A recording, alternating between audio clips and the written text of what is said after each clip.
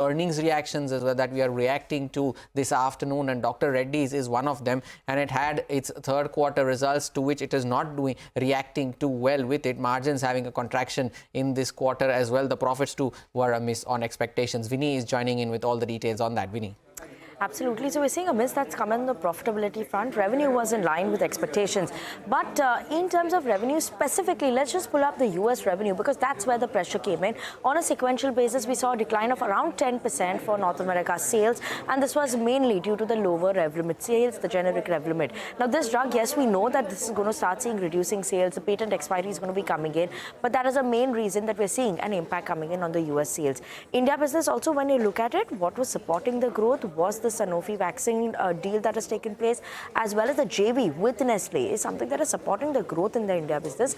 But on the flip side, we've seen some therapies which were not doing well for Dr. Reddy's, and that was a bit of a blip on that front for Dr. Reddy's in terms of the domestic side of the business. Now, management said that they continue and want to maintain the 25% margin guidance that they've given for the medium-term outlook. Right now, the margins were at 27%, but they expect this to be in the range of 25%.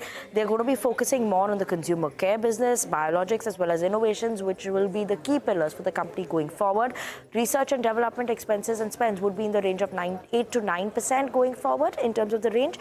And GLP-1 opportunities, especially in Canada, India, as well as Brazil, will start coming in from 2026 when the launches are expected to come in. So FY26 end to 27 beginning is when we could see some benefits there.